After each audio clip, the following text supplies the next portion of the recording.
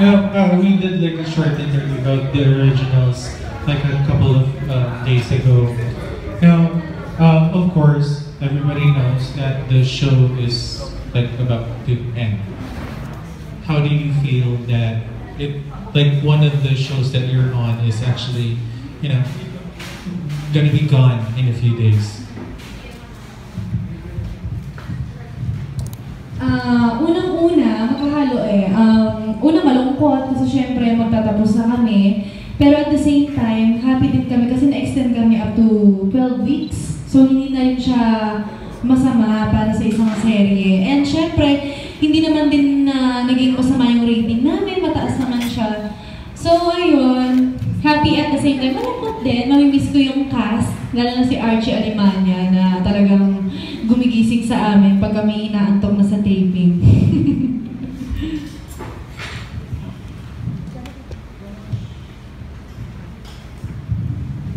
Would like to ask next?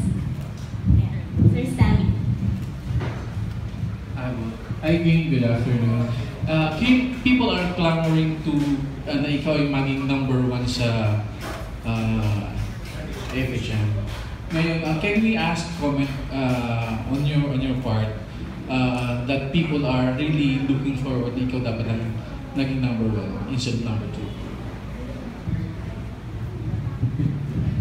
Gaya nga po nung sinasabi ko dati, nung nag-voting yung 106 years, kahit naman anong kalabasan ng resulta, magiging happy ako doon.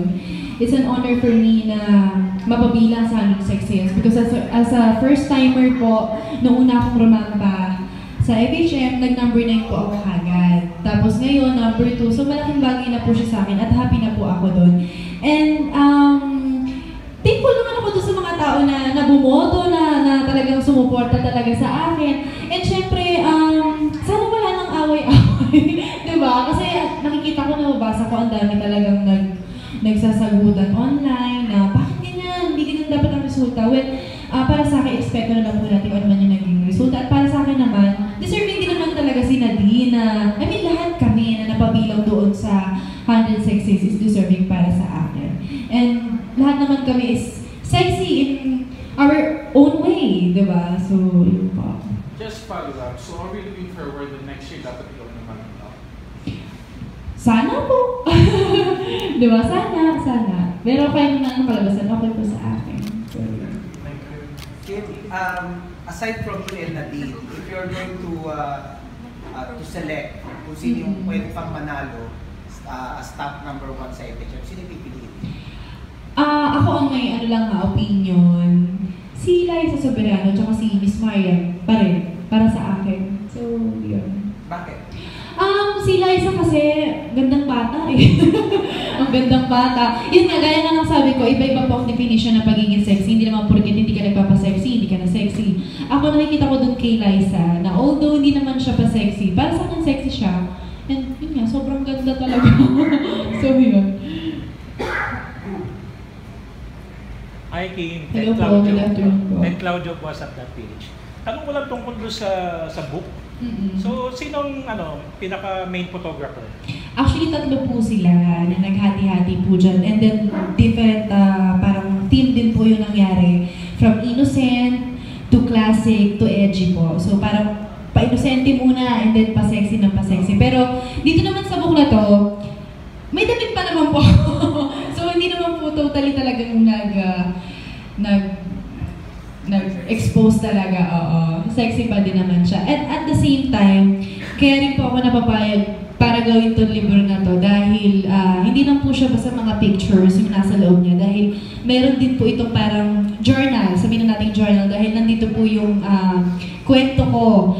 I mean kung saan ako simula pagkabata, ano yung mga struggles na pinagdaanan ko at kung paano ako napunta, kung nasaan man po ako ngayon at kung paano ko unti-unting nakakamit yung mga pangarap ko before. So yun po. Can you show us some of your favorite photos sa book? Actually, lahat po eh. Wala akong favorite kasi lahat maganda talaga type na type ko. Kasi before pa po siyang ilabas, pina-approve muna po sa akin at lahat naman po okay siya sa akin. Lahat. So is it mostly studio shoots or maraming outdoor din? Outdoor po ito karamihan ang ginawa namin. So ano yung mga locations nyo?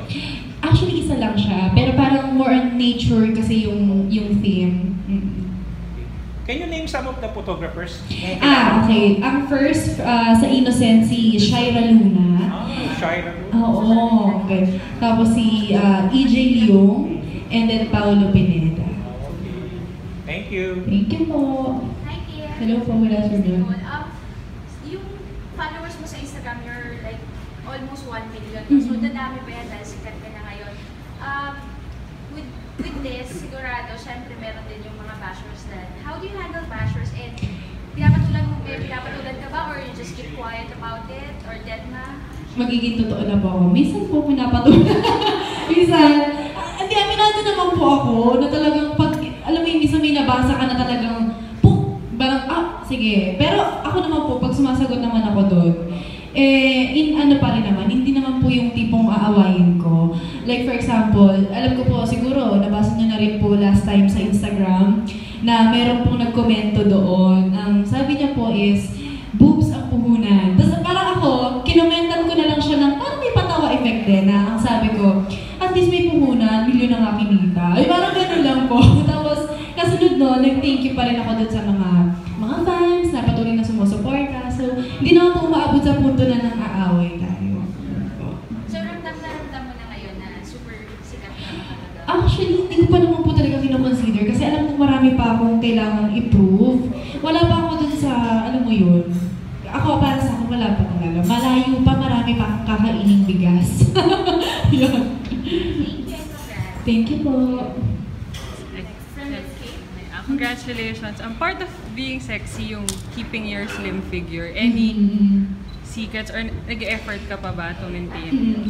Ngayon kasi ang ginagawa ko, nag-workout and then diet. Tapos, tinuloy-tuloy ko na rin siya. Kasi before, gaya na lang sabi ko, kapag meron ng darating na proyekto sa amin, saka lang ako naghahanda. Pero ngayon, ang ginagawa ko po is tinutuloy-tuloy ko na. Although walang paparating, talagang gym, diet na ako. Kasi parang iniisip ko para akong baliw dahil nag-i-start ako ulit from scratch kapag kumain na naman ako ng sobra or tigil ko na naman yung pag-workout. So gusto ko na siyang ituloy-tuloy talaga para in case meron nang dumating na proyekto sa akin, naka-ready na ako. Hindi na ako problema na, hindi na akong habulin to, ganyan. So yun po. Tapos na-notice ko kasi sa Instagram mo, kahit na yung mga stars na kabilang network, mga boys, nagla-like sa post mo. Anyway, do you have any showbiz?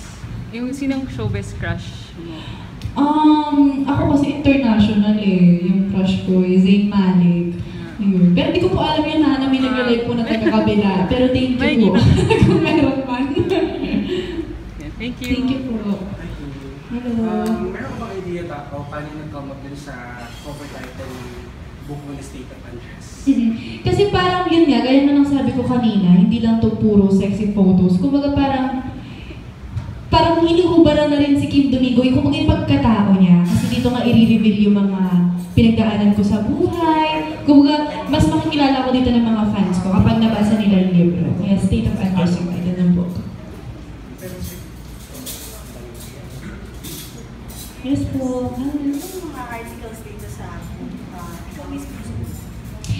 Bali na-interview naman na po ako. And then, iba na po yung nagsulat. Pero ito po is, binasa ko rin muna po bago nila nilabas. Kasi ilan ako baka may mali or chinik ko rin po. Pero lahat naman po tama. So, lahat naman po na nandyan katotohanan naman po. Yun po. Thank you po. Kim, what's next? After winning number 2 sa APHF, doing originals, ano ba yung mga gagawin? After po ng The Originals, mag-i-start na po ako mag-taping ng The Good Teacher with Miss Marian Rivera po. So yun po yung aking next project. And meron din po akong inaantay na endorsement na hopefully sana po matuloy na. Can you tell us more about your role there sa... Opo, bali magkapatid po kami ni Miss Marian doon.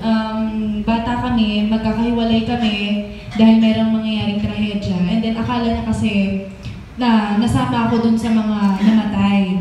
And then paglaki namin, saka kami magkikita ulit. Pero kasi meron ng kumupkup sa akin na iba na, kasi may pagka-fantasy po itong kwento na ito. Yung kumupkup po sa akin, medyo masasama po silang parang mythical creatures. Ngayon, si Miss Marian po ay isang hunter ng mga mythical creatures. So parang ako po ang gagamiting alas. So kami pong dalawa ang magkakaaway po dun sa serye. This is on prime time. Yes, of course po, prime time. Nag-start na kayo ng taping?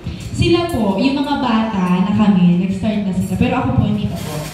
So this is your first time na you work with Marian? This is my first time po. Kaya medyo kabado din, at the same time happy. Yun. Kim, going back sa book mo, magkano ang SRP niyan? And saan at kailan ang release? Ito po, nakakahalaga siya ng 250 pesos. Tapos 100 pages siya. And then, ang signing ko po is sa July 1, sa Glorieta 1 po yan. 2 p.m. to 5 p.m. po. Aside from Glorieta, meron ka pa As of now po, yun pa lang yung naka-assign na magsasign ako. Sa Glorieta 1 pa lang po. Di ba yung ibang mga models pag magpo-photoshoot sila is may preparation na ginagawa? Ikaw, ano yung ginagawa mo? Or natural na talaga sumasala ko? Actually, ako talaga, ginagawa ko sa lahat ng shoot ko. Although nagda-diet ako before the shoot or before the project, hindi ako kumakain sa shoot talaga. As in, tubig lang ako lagi. Kasi takot ako na medyo lakihin po kasi yung tiyan ko. So, yun yung iniingatan ko sa mga pictures. So, tinitiis ko po talaga na huwag kumain kapag nasa shoot. Then, kapag after na ng shoot, doon na po ako kakain. Thank you. Bilang sexy at saka maganda na katulad mo, nakakatanggap ka ba ng decent proposal? Paano mo hinahandle mo? Nung nasa modeling pa lang po ako, meron na talagang mga ganyan. Meron na pong mga lumalapit, nagpapahiwatig, na alam mo na, yung mga ganang indecent proposal. Pero kahit naman po ngayon, hindi ko pa rin po pinapansin. Kasi for me, mas gusto ko pa rin na pinaghihirapan ko ano man yung ibibili ko ng gamit or kung ano man yung may invest ko. Mas gusto ko na nakikita ko yung pinaghirapan ko on my own, na sa akin talaga nanggaling. What's your favorite part of your body?